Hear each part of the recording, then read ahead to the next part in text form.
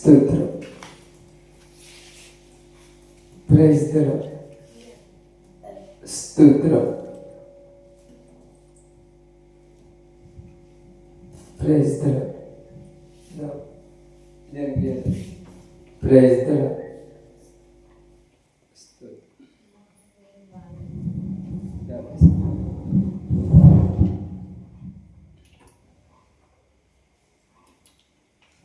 Praise the lord.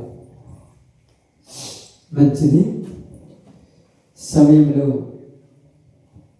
కొద్ది మాటలు effects దగ్గర కొద్ది మాటలు జాగ్రత్తగా ఇంతవరకు యోనా గ్రంథంలో నుంచి కొద్ది మాటలు మనం తెలుసుకున్నారు. ఈ సమయంలో ఒక చిన్న మాటను వినటానికి సిద్ధపడతాం. ఎందుకంటే దేవుని నమ్ముకున్న మన జీవితాలు మారాలి అనే ఆలోచన కలిగిన మన బ్రతుకుల్లో దేవుని సన్నిధిలో జీవించాలనేటువంటి ఒక తపనతో ఉన్నటువంటి జీవితాలు మనవి. రెండోది ఆలోచించినప్పుడు యేసు ప్రభువులో ప్రత్యేకత ఏమిటి, యేసు ప్రభువుని నమ్ముకోవాల్సిన అవసరం ఏమిటి? లోకంలో ఎన్నో ఉన్నాయి కదా, ఒకటే లేదు, ఎక్కడికైనా ఇబ్బంది ఏం లేదు. ఏ దగ్గరికి వెళ్ళినా ఏ పరిస్థితికి వెళ్ళినా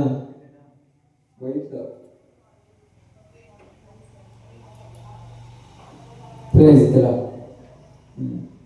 ఎక్కడికి వెళ్ళినా ఏ ప్రాంతంలోకి వెళ్ళినా మనం అడిగేవాళ్ళు ఎవరు కొడుకు మనమని ఇబ్బంది పెట్టరు. బలవంతం చేసేవాళ్ళు అసలు ఉంటారమ్మా, అస్సలు బలవంతం చేయరు. కానీ యేసు ప్రభువును నమ్మటానికి గల కారణం ఏంటంటే యేసు ప్రభువులో ఒక ప్రత్యేకత ఉంది. ఆ ప్రత్యేకతని మనం గ్రహిస్తాం. ఏంటంటే ఆ ప్రత్యేకత మీకు చూపిస్తాను, చూపించిన తర్వాత ప్రార్థన చేస్తాం. మీరేం బాధపడద్దు, ఎందుకంటే 2 వారాలకు ఒక్కసారి కదా వచ్చేది. ఒక వారం వస్తుంటే బాగుండేది, 2 వారాలు ఒక్కసారి కాబట్టి ఒక మాట అయినా కొద్దిగా ఆ మాటలైనా బాగా జాగ్రత్త చూసుకుందాం. బైబిల్ గ్రంథంలో నుంచి లూకా సువార్త 7వ అధ్యాయము 39వ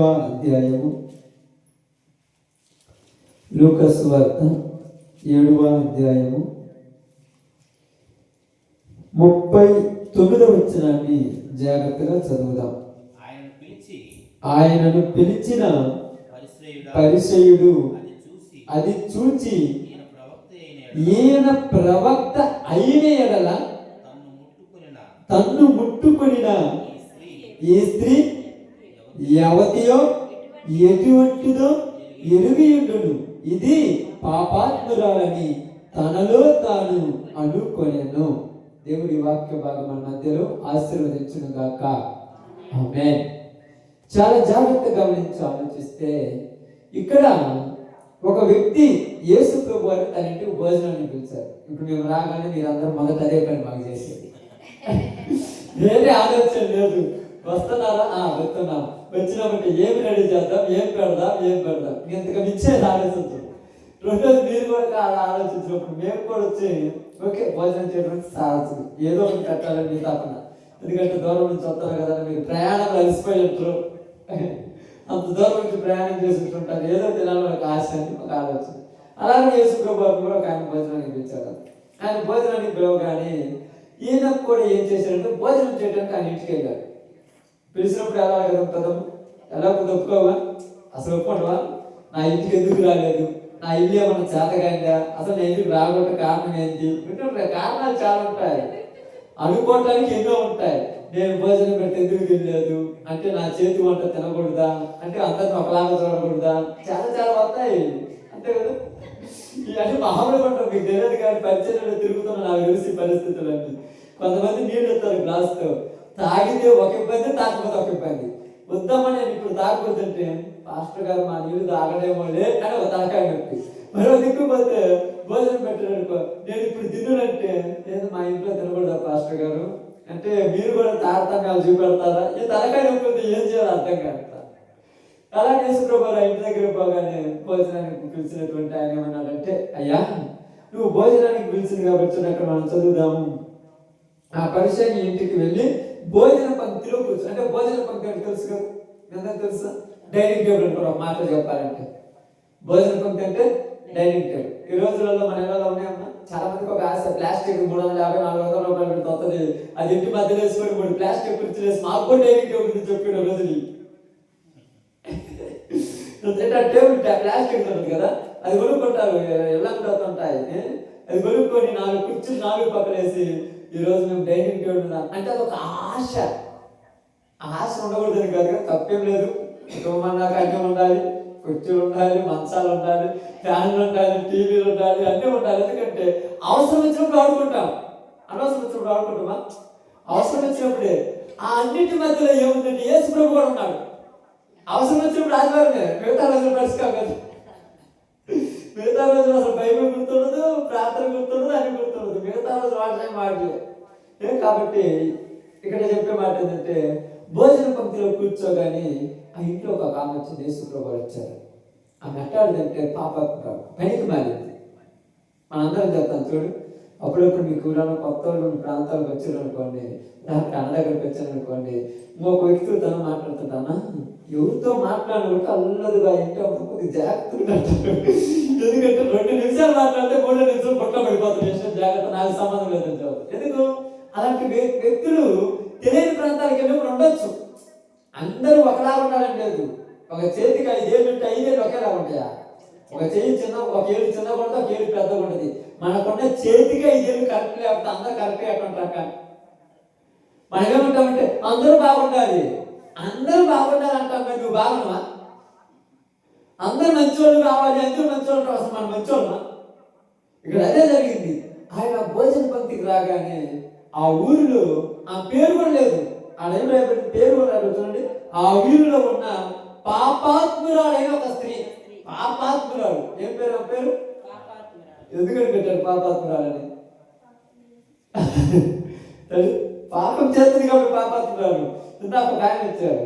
రాగానే అమ్మి అంటే చిన్నమ్మాయి ఉంటుంది, ఏంటంటున్నాను కానీ కూరగాయలంట.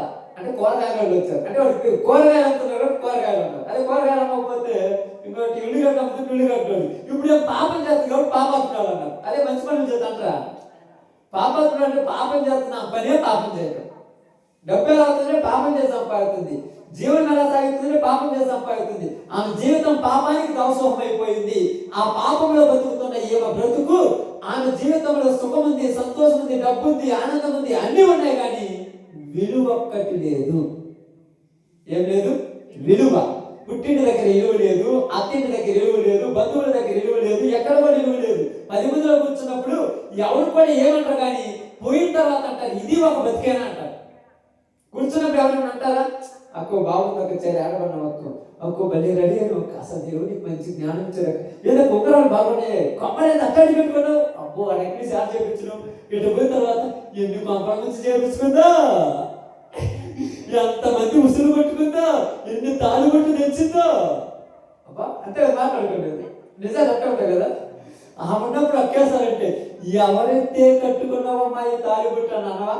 ఎవరు పెట్టారమ్మా పొట్ల కమ్మని ఎప్పుడన్నా అడిగినవా? అడిగితే మొహం పని రాలబట్టదు. ఇప్పుడు అదే పాపాత్మురాలు, ఆమె పనే పాపం చేయడం. ఇంత పాపాత్మురాలైనటువంటి ఒక స్త్రీ తన జీవితంలో ఏమని ఆలోచించిందంటే, నాకు డబ్బు ఉన్నది, బలం ఉన్నది, అందం ఉన్నది, ఐశ్వర్యం ఉన్నది, సంపద ఉన్నది, ఏదైనా ఉన్నది, నేను 10 మందిలో నుంచి బయటికి పోయిన తర్వాత నా గురించి ఏదో ఒకటి మాట్లాడుకుంటున్నారు. వాళ్ళు మాట్లాడుకుంటున్న దాన్ని నేను ఖండిద్దామంటే నా బ్రతుకు అట్లాంటిదే కదా. నాకు ఒక రోజు అని లేదు, నాకు ఒక పద్ధతి అని లేదు, నాకు ఒక ఇంటి పేరు లేదు, నాకు ఒక ఊరి పేరు లేదు, నా జీవితం అంటూ ఒకటి లేదు, నా ఇంట్లో నాకు సుఖం లేదు, సంతోషం లేదు, జీవనం సాగించుకుంటూ ఉన్నా. నాలాగా భూమి మీద ఎంతో మంది బతుకుతున్నారు. వాళ్ళందరూ రోజుకు 10 రూపాయలు తెచ్చుకొని నా శుభ్రంగా బతుకుతున్నారు. నేను రోజుకు 1000 రూపాయలు తెచ్చుకున్నా, నా బ్రతుకు నాకు నచ్చటం లేదు. నా కొడుకు అడుగుతున్నారు, అమ్మ రోజు వచ్చిపోతున్నారు, ఎవరమ్మా లేదు.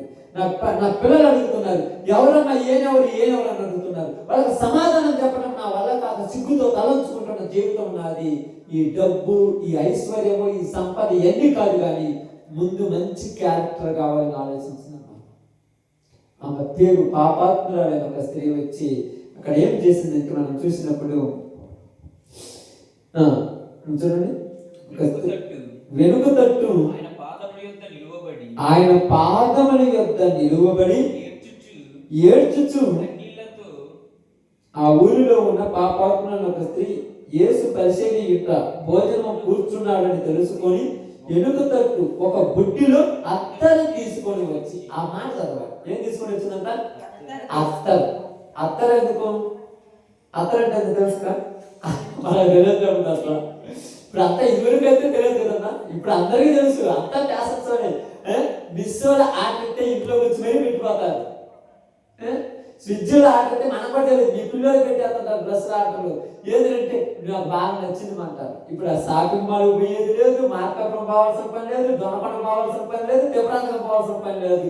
మారుమూల గ్రామమైన ఎక్కడ ఉన్నా కూడా ఆన్లైన్లో ఒక్కసారి ఓకే కొడితే డెలివరీ బాయ్ ఇంటి ముందుకు వచ్చి అక్క చీర ఆర్డర్ పెట్టావక్క, తీసుకోవక్క అంటారు. ఇప్పుడు కాదు, అరగంట ఆగినాక ఫోన్లో చెప్పేస్తారు. ఎందుకంటే ఇంట్లో యజమానుడు ఉన్నాడు, ఆయన ఉన్నప్పుడు డబ్బులు ఇస్తే బాగా. ఎందుకంటే ఏంటి, మా లెక్కలో ఉన్న డబ్బులు కొట్టి లెక్కలో లేని డబ్బులు కొట్టి ఉంటాయి కదా, తెలుసా? లెక్కలో ఉన్న డబ్బులు ఒకటే, లెక్కలో లేని ఇంకోటి ఉంటాయి. తర్వాత ఏమంటారు తెలుసా? అప్పుడు వస్తాడు, వచ్చినామంటే 500 ఇచ్చేసి తీసుకుని వెళ్ళిపోతారు. ఆ తీసుకొచ్చినప్పుడు ఏం చేస్తారు, ఆ గుంపులో గోధులు గుర్తేస్తారు. ఏ జాగ్రత్త కనిపెడతారు? 2, 4 ఏళ్ళు కనిపెడతారు. మొత్తం 6 నుండి 5 ఏళ్ళు కనిపెడతారు. 40 అంటే 4 ఉంటాయి, ఆ 40 ఏళ్ళు కనిపెడతారు. అప్పుడెప్పుడు అంటారు, నేను ఏం కట్టుకున్నానంటే ఏ కట్టుకునేది, నేను ఏది కట్టుకున్నాను కూడా కనిపెట్టలేదు. అసలు ఇంట్లో ఉంటున్నావా లేదా? నువ్వు రోజుకేది కట్టు, ఎవరు కనిపెడతారు తల్లా? ఒకటే ఉంటా, 100 రకాలు ఉంటాయి అన్నమాట. కాబట్టి ఎందుకంటే ఇక్కడ బాగా గమనించండి, అత్తరు అనేటువంటి మాట ఎందుకు వాడానంటే, ఆ రోజులలో అత్తరు అనేది అరదు, అందరూ వాడరు. అందుకోసం చెప్తున్నాను. ఈ రోజులలో కామన్ అయిపోయింది, ఇది కాదు. మరి ఏమి ఎందుకు వాడుతుందంటే, ఏమో వృత్తికి అది ఉపయోగపడుద్ది, అంతే కదమ్మా. ఆమె చేసే పనికి అది ఉపయోగపడుద్ది. ఇప్పుడు మీరు కందిపోయిన పోవాలంటే కొడవలు కావాలమ్మా, కొడవలు అక్కడ కంది పోతారా? ఖచ్చితంగా కొడవలు కావాలి. ఇప్పుడు ఎందుకు కొడవలు చేసుకుపోతున్నట్టే కంది పెట్టడానికి పోతాను కదా. మరి ఏం కాదు అత్తరు ఎందుకు ఉందంటే, అవసరం వచ్చినప్పుడు వాళ్ళు అత్తరు పోసుకున్న పని ఆమె తాగుతుంది. అది అంత పబ్లిక్ అక్కడ రాయబడింది అనమాట. అత్తరు పొడి తీసుకొని వచ్చి ఇక్కడ పాపం చేయడానికి కాదు, పశ్చాత్తాపడటానికి వస్తుంది. ఎందుకు పశ్చాత్తాపడాలి? అవసరం ఏముంది? జీవనం బాగానే ఉంది కదా, శుభ్రంగా బతుకుదురు బాగానే ఉంది కదా, డబ్బులు వస్తున్నాయి కదా, సుఖ జీవనం వస్తుంది కదా, అన్ని కోరుకునేవన్నీ కూడా దొరుకుతున్నాయి కదా. మరి ఎందుకు ఆ పశ్చాత్తాపం? దేనికంటే ఒక్కసారి మనిషిగా పుట్టిన ఆమె ఆలోచించడం ప్రారంభించింది. 10 మందిలోకి వెళ్ళి నిలబడే అర్హత నాకు లేదు. అది గుర్తుపెట్టుకోవడం. 10 మంది దగ్గరికి వెళితే రేపు నా కడుపును పుట్టిన బిడ్డ 10 మందిలోకి వెళితే నా బిడ్డను ఎవరైనా ఒకడు నీ తల్లి ఇట్టాడంటే వాడు 10 మందిలో తలెత్తుకోలేడు. కాబట్టి పుట్టబోతున్న బిడ్డల కోసమైనా నేను మారాలి ఒక ఆలోచన కలిగిందమ్మా. తన జీవితం పెద్ద విషయమేం కాదు. ఈ రోజు ఉంటుంది, రేపు పొద్దున తగలబడిపోతుంది. ఈ రోజు 4 రోజులు ఉంటుంది, రేపు పొద్దున వెళ్ళిపోతుంది. కానీ నా ద్వారా రాబోతున్న నా సంతానంలో వాళ్ళు నా తల్లి ఇలాంటిదని ఒకడు ఏదైతే చూపించేటట్టు నేను బతకూడదు. అలా బతకకుండా ఉండాలంటే ముందు నేను మారాలంటే నా జీవితంలో చేసిన పాపాలన్నీ కడిగేటువంటి ఒక ఆయన దగ్గరికి వెళ్ళాలనుకుంది. ఆ రోజు నిర్ణయం తీసుకొని అత్తరు తీసుకొని యేసు ప్రభు పాదాల దగ్గర నిలబడి ఆమె అనుకోకుండా కానీ అక్కడ ఆ మాట నేను ఎందుకంటే ఇప్పుడు చదివిస్తున్నాను, బాగా గమనించండి. ఆ విషయం మనకు చాలా ప్రాముఖ్యమైనది. చదవమ్మా. వెనుక తట్టు ఆయన పాదముల వద్ద నిలువబడి ఏడ్చుచు ఏం చేస్తుంది? అసలు ఎందుకు ఏడుపు వచ్చింది? ఎందుకు ఏడుపుతున్నామ్మా? ఆడవాళ్ళ పైన కన్నీళ్ళు ఉంటాయంట. బాధ అంటే ఇక్కడ ఏం బాధ అయింది? ఇక్కడ బాధపడి ఏడవలసిన పరిస్థితి ఏంది అసలు? ఇక్కడ బాగా గమనించండి. ఏడ్చుచున్నారు. అసలు ఏడవలసిన అవసరం ఏంది? ఏ మనిషి అయినా ఏడ్చారంటే కారణం లేకుండా ఏడవరు. ఈ రోజుల్లో ఎవరైనా పోయి ఒక్కరు ఒంటరిగా కూర్చొని ఏడుతూ ఉన్నారనుకోండి, ఏందమ్మా ఏడుతున్నావు అంటే ఓరికనేనంటే ఎవరు నమ్ముతారు? ఓరికనే ఏడుతురా? ఓరికని అసలు నవ్వుతురా? నువ్వు పోతా ఆ రోడ్డు మీద పోయడం చూసి నేనేనుకో ఎందుకు నవ్వునంటే ఓరికి ఎందుకు నవ్వు? ఏదో ఉంటదిగా, ఏది అక్కడ ఉంటుందా? అమ్మో లోకం బాగుంది అనుకున్నావా? ఏదో ఎందుకు ఏడుస్తుందంటే ఏదో ఒకటి ఉన్నది. ఏది లేకుండా మనిషి ఏడవరో ఏడుస్తుంది. మీరు అన్నట్టుగా ఇక్కడ బాగా గమనించి ఆలోచిస్తే ఏదో ఉంది. ఏమిటంటే ఒక్కసారిగా తన బ్రతుకులో తన జీవితాన్ని ఒక్కసారి జ్ఞాపకం తెచ్చుకుంది. నన్ను ఎవరైనా మనిషిగా చూశారా, నన్ను ఎవరైనా మనిషిగా చూశారా అని ఆలోచిస్తుంది. అంగడికి వెళ్ళిన వాడు ఒక ఒక టీవీ తీసుకుంటున్నాడు, ఒక ఫ్రిడ్జ్ తీసుకుంటున్నాడు, ఒక టేబుల్ కార్డు తీసుకుంటున్నాడు, అంగడిలో ఉన్నటువంటి వస్తువులు తీసుకుంటున్నాడు, అవసరానికి వాడుకుంటున్నాడు, తర్వాత మూసేస్తున్నాడు. అదే విధముగా నేను అంగటిలో బొమ్మలాగున్నాను కానీ ఒక మనిషిగా లేనని తను అనుకుంటుంది. ఇక్కడ ఎవరు చెప్పట్లా, తను అనుకుంటుంది. తన జీవితం గురించి తను ఆలోచిస్తుంది. నా పరిస్థితి ఇలాంటిది, నా బ్రతుకు ఇలాంటిది, నా జీవితం ఇలాంటిది, ఇలాంటి పరిస్థితిలో ఉన్న నేను ఇప్పుడు ఇంటిలోనికి వచ్చానంటే ఇంటిలో వాళ్ళు నన్ను ఏమి అనుకుంటారో మొట్టమొదటి వాళ్ళకు బాధ ఉంటుంది. మనం ఏమనుకుంటామంటే వచ్చాడు కూర్చోవచ్చు కదా, చాలా మంది అనుకుంటారు. కొంతమంది కూర్చోవచ్చని అందరికి ఆమెకు బాగానే ఉంటది, ఆయనకు ఉంటది. ఆడ కూర్చుంటే రాత్రి గుడ్డ లేకుండా పడుకున్నాడు, ఏదో ఏడు కూర్చున్నాడు అంటారేమో. ఒక అన్నవాడే అంటమా, రాత్రి ఆన్ అయిపోయి పైన ఉన్నటువంటి షర్ట్ ఎట్టుపోయిందో, లింగి ఎట్టుపోయిందో, ప్యాంట్ ఎట్టుపోయిందో ఊడిపోయి ఆడ పడుకొని ఉంటే నువ్వు తీసుకెళ్ళి ఆ పాత కూడా పేడ పడేస్తున్నావు చూడు, రేపు పొద్దున మళ్ళా నీ పక్కన వచ్చి కూర్చుంటే ఆ మాట ఎక్కడ అంటావేమని నేను పండుగలో పోతున్నాను అంటాడు. అంత లేదు, వాడికి కూడా తెలిసిపోయింది. అంటే తను చేసినది తనకు గుర్తుకొచ్చిందంటే ఖచ్చితంగా పశ్చాత్తాప పడతాడని అర్థం. గుర్తు లేని కూడా ఏం చేయలేదు, గుర్తుకు రావాలి. కొంతమంది ఉంటారు రాత్రి అంత జరిగిన కూడా అసలు ఏం జరగనట్టు అవుతుంటారు. మళ్ళా వీరికి ఎప్పటికీ పశ్చాత్తాపం రాదు. ఇప్పుడు ఏమకు తన జీవితంలో పశ్చాత్తాపం వచ్చే ఒక సమయం వచ్చింది. ఇప్పుడు ఏమని నిర్ణయిస్తుందంటే ఎలుగు తట్టుకొచ్చి ఏడుస్తుంది, తన కన్నీళ్లతో ఏడుస్తున్నటువంటి ఆ కన్నీళ్లు వచ్చి ఆయన పాదముల మీద పడుతున్నాయి, ఆయన పాదాల మీద పడుతున్నాయి కన్నీళ్లు. యేసు ప్రభు వారికి ఒక్కసారిగా వచ్చేసింది, స్పర్శ చేసింది. ఇందులో నీళ్లు పడుతున్నాయి, ఎక్కడి నుంచి వస్తున్నాయని చూస్తే ఆమె కన్నీళ్ళ నీళ్ళు. ఎంతలా ఏడవటానికి గల కారణం ఏంటంటే ఆమె జీవితము ఆమె ఒప్పుకుంటున్నది. నేను తప్పు చేశానయ్యా. ఏమి తప్పు చేశామని ఎవరు అడగలేము. ఒక మనిషిని మనం అడగాల్సిన పనిగా నిలబెట్టి అడిగితే తప్పు చేసామని చెప్పేది నిజం కాదు. నీకు కలగాలి, నేను తప్పు చేశాను, నేను పాపం చేశాను, నేను అన్యాయం చేశాను, నేను మోసం చేశాను, నేను అక్రమం చేశాను, నేను దోషం చేశాను, నేను అబద్ధం ఆడుతున్నాను, నేను దొంగతనాలు చేశాను, నేను బూతు మాటలు మాట్లాడుతున్నానని నీలో నీకు అనిపించాలి అది తప్పని.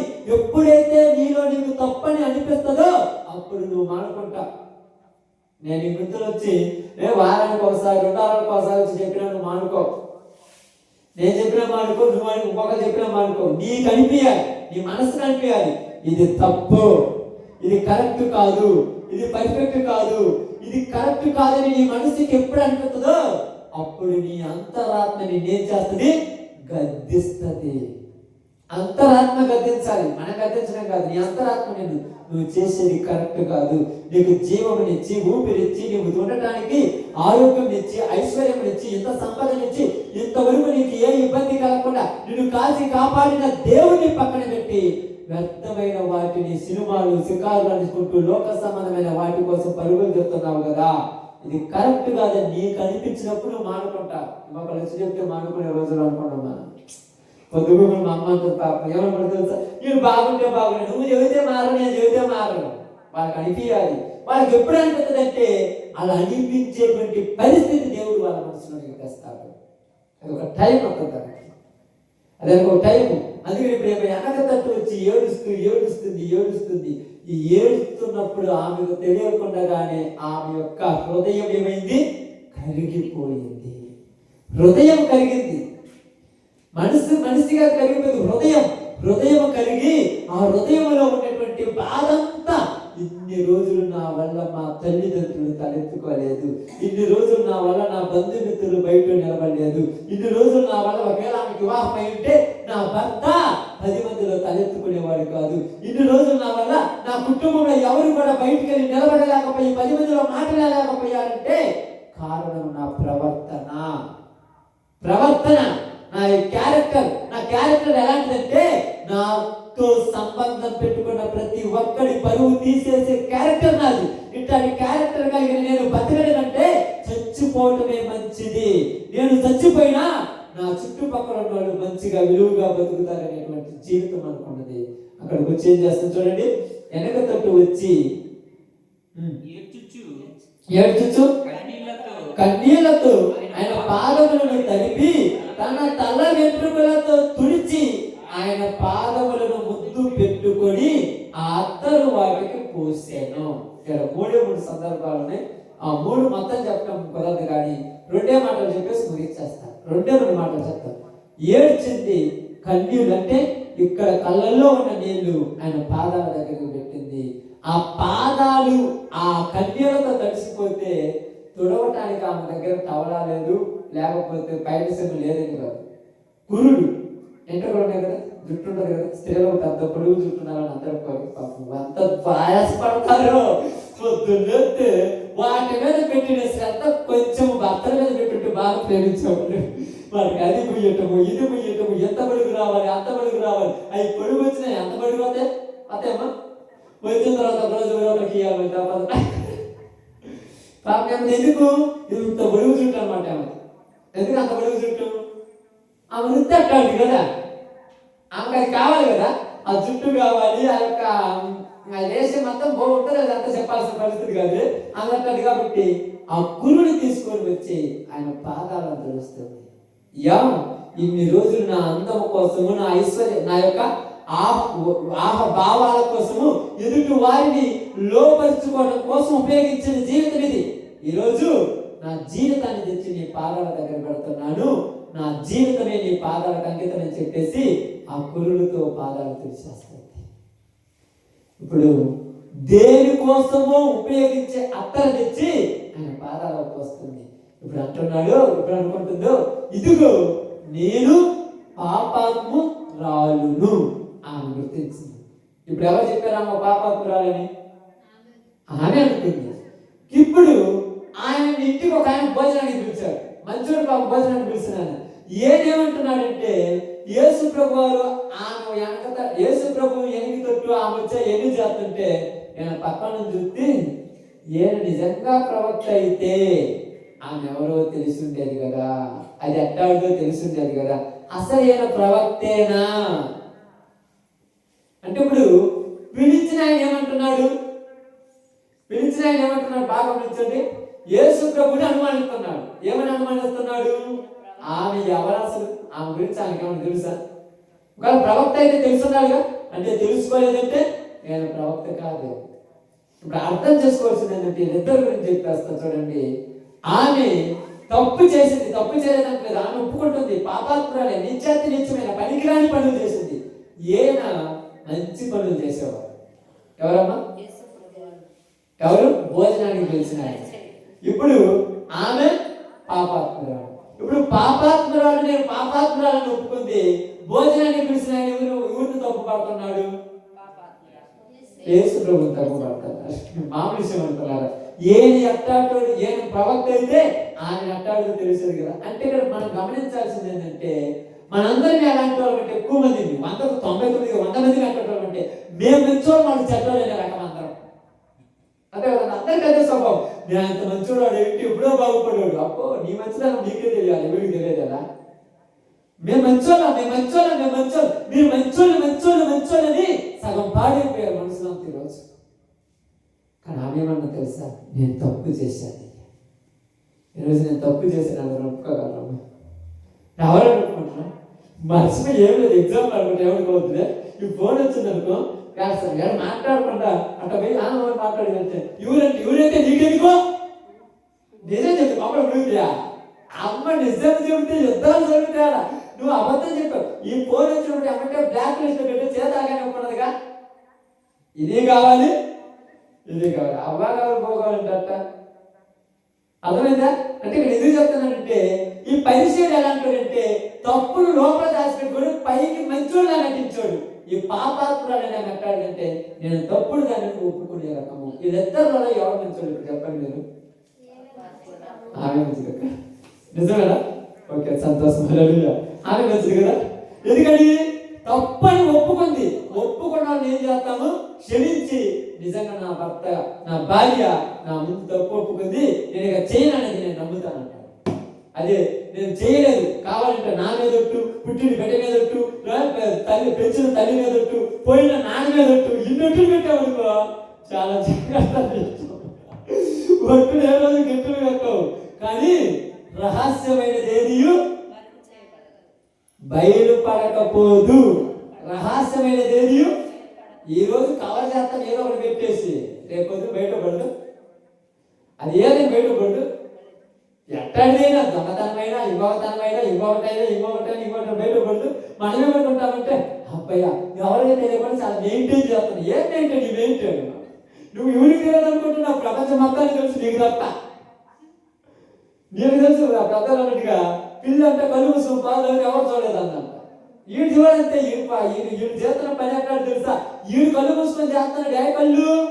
ఏ కళ్ళు ఇది?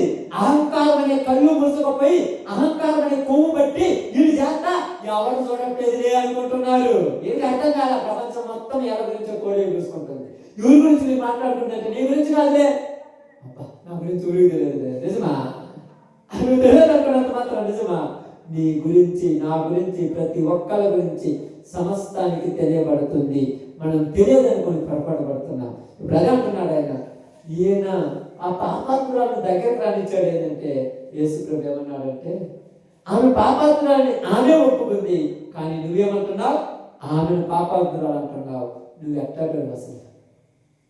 ఈరోజు నిజంగా నేను చెప్తున్నాను చూడండి, మీరేమన్నానండి, యేసుప్రభు నమ్మిన వాళ్ళు ఎక్కువ మంది ఏమంటామంటే మేము మంచోళ్ళు, వీళ్ళందరూ చెడ్డోళ్ళు అంటారు. అది కరెక్ట్ కాదు సార్.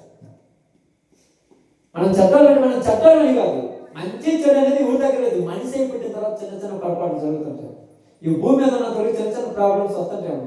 అంత ఉండడానికి మాత్రం మనమేమని తెలుసా? ఇన్ని రోజులు చెప్తున్నాను, వీళ్ళు మారరు, వీళ్ళు బాగుపడరు, వాళ్ళు వీళ్ళు ఎందుకు? నేను మారితే చాలు. నేను మారిన అనుకో మీకు చెప్పాల్సిన పని, నేను మారితే చాలు. మీరు మారిన తర్వాత దేవుడు.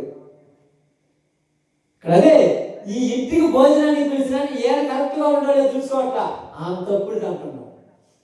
ఆమె తప్పుడు అయితే నీకెందుకు? నువ్వు కరెక్ట్ ఉంటే చాలు. ఇక్కడ అదే చెప్తున్నాను, మంచోళ్ళకి ఎప్పటికీ ఆమేన్. మంచోళ్ళకి ఎప్పటికీ ఏమవుతుంది కదమ్మా? మంచే జరుగుతుంది. నువ్వు మంచోడు అయితే, నువ్వు మంచిదాని అయితే దేవుడి చివరికి నీకు మంచే చేస్తాడు. అదే మనం మంచోళ్ళలా నటిస్తే మనకి ఎప్పటికీ చెడే జరుగుతుంది.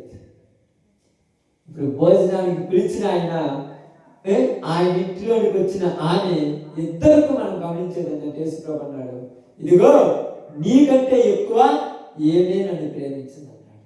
చివరికి అదే జరుగుతుంది అక్కడ. కాబట్టి ఈమె చేసిన పాపాలన్నీ నేను క్షమిస్తున్నాను. ఇక నుంచి నువ్వు ఏమన్నాడు? చివరికి వచ్చిన చదువు ఆ మాట. చివరికి వచ్చిన ఆయనతో కూడా భోజన పంక్తిని కూర్చున్న వారు పాపంలో క్షమించుచున్న ఇతడెవరని తమలో తాము అనుకొనసాగింది.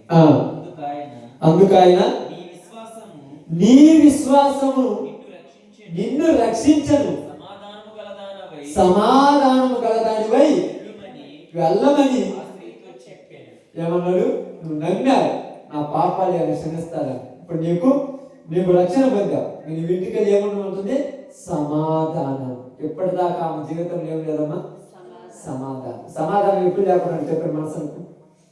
మనసుకు సమాధానం ఎప్పుడు లేకుండా టెన్షన్ లేనప్పుడు సమాధానం. టెన్షన్ ఎందుకు వస్తున్నాయి? టెన్షన్స్ వస్తాయి కదా. టెన్షన్ ఎందుకు ఉంటున్నాయి? ఎలా అంటే తెలుసా టెన్షన్స్? మీకు అందరూ తెలుసా? ఆ టెన్షన్ ఎంత ఉంటుందంటే అబ్బాయి మామూలు విషయం కాదు. ఒక చోట నేను పోతే ఒక బ్రదర్ ఫోన్ చేశాడు. వాళ్ళ కుటుంబంలో జరిగిన విషయాలు, ఎందుకంటే పాస్టర్ గారు కాబట్టి మాకు చెప్తుంటారు కాబట్టి పేర్లు చెప్పడం ఊళ్ళు చెప్పడం కానీ చెప్తున్నాను. ఫోన్ చేశాడు. చేసిన తర్వాత ఒక రోజు ఫోన్ చేసి అన్నాడు, అన్న నాకు ప్రశాంతంగా నిద్ర పట్టాలని ప్రార్థన చేయండి అన్నాడు. ఎందుకన్నా ఏమైనా ప్రాబ్లం ఉందంటే, ఏం ప్రాబ్లం లేదన్నా, ఇంటికి పోతే నిద్ర రావట్లేదు అంటున్నాడు. ఇంటికి పోతే నిద్ర రావట్లేదు. మీ భార్య ఏమైనా తిట్టుతుంటే, అమ్మ బంగారమయ్యా మా భార్య నోరితో ఒక మాట కూడా ఉన్నాను. మరి ఏంది ప్రాబ్లం నీకు? టీవీ చూడొచ్చు కదంటే టీవీ పెట్టుకున్న నిద్ర రావట్లేదు. అసలు ఇంటికి పోతే నిద్ర రావట్లేదు, బయటకు పోతే ప్రశాంతంగా ఉంటుంది అన్నాడు. ఏమన్నా నీకేమన్నా రోగం ఉందా లేకపోతే ఏదైనా ప్రాబ్లం ఉందంటే ఏం లేదన్నా అన్నాడు. ఇంకెట్లా అడిగాను? ఫోన్లో అడిగాను. నేను దేవుడి సేవకుని కాబట్టి మొహమాటం లేకుండా నిజం చెప్పు సార్ అన్నాను. ఇంటిలోకి పోతే ఫోన్ పక్కన పెడితే ఫోన్ నా చేతిలో లేకుండా నాకు టెన్షన్ అన్నాడు. ఎందుకయ్యా ఏం ప్రాబ్లం అంటే ఏం లేదన్నా, ఫోన్ చేతిలో నుంచి బయటకు పోతే మెసేజ్ వచ్చినా రింగ్ అయినా అది క్లిక్కిందన్నా నాకు నిద్ర ఉండట్లేదు అన్న. ఏమన్నా పంపదేసి ఏమన్నా తెలియని విషయాలు ఏమన్నా ఉన్నాయేమన్నా అంటే అవన్నీ చెప్పుకుంటే తీరే కాదు అంటే ముందు ఆ ఫోన్ స్విచ్ ఆఫ్ చేసుకుంటుంటే అది స్విచ్ ఆఫ్ చేస్తే పెద్ద టెన్షన్.